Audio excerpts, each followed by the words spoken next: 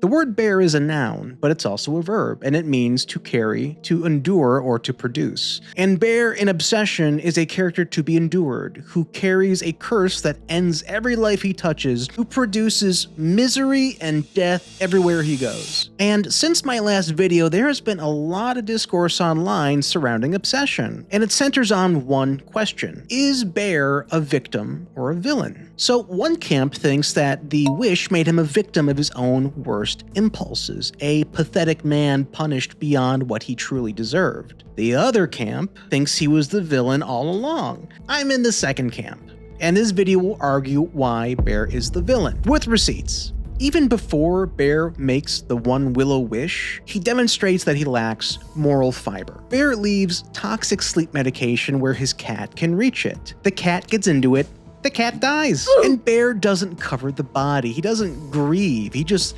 cleans the floor and goes out to try to hook up with Nikki. And I want to sit with that for a second, because I would be beside myself. I would be racked with guilt, unable to function. But not Bear. Oh no, Bear goes out.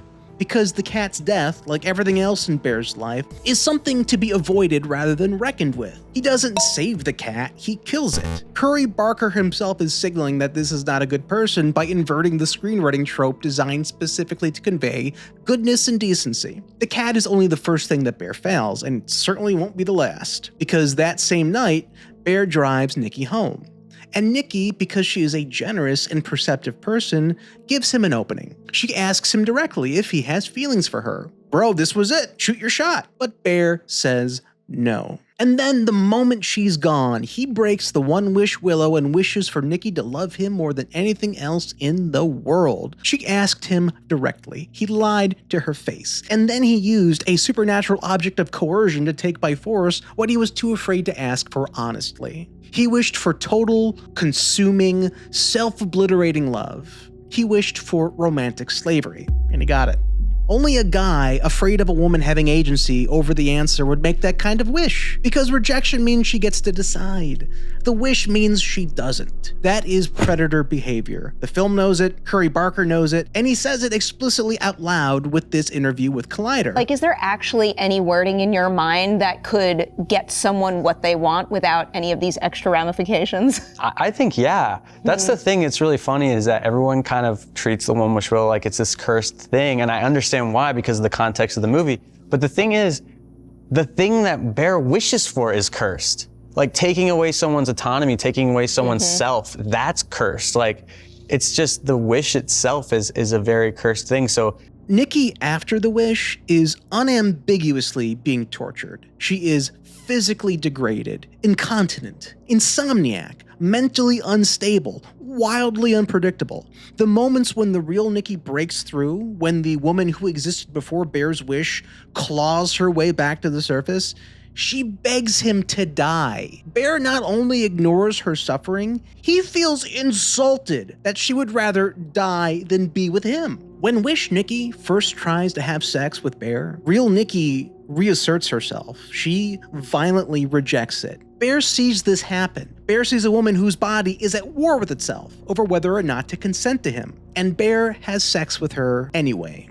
And there's a word for what that is.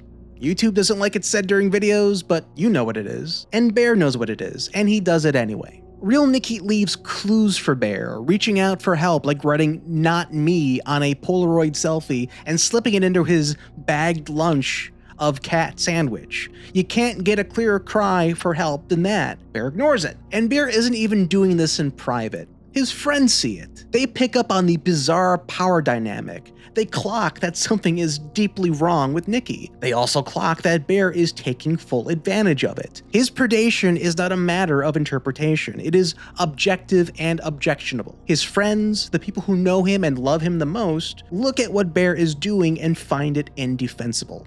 And after all is said and done, after the bodies drop, Bear does not overdose to free Nikki. Bear overdoses to free himself. By the time he swallows those pills, his life is a smoking crater. Every person he dragged into this is dead or wishes they will be. There is no version of this story where Bear gets what he wants. The overdose is the only option left to him. Nikki is the victim. Bear is the perpetrator. The film is not ambiguous about this. And again, don't take my word for it, take Curry Barker's. The director said as much in an interview. He wanted Nikki framed as a victim, because perpetrators produce victims, and Bear is the perp.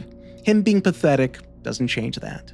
But Bear is only one type of villain, a single expression of chud, and there are others. Many others, and in our next video, we're going to explore the most prominent horror and thriller films of the chudsploitation era. Trademark. And the flavor of chud featured in each. So keep your eyes peeled. Thanks for watching.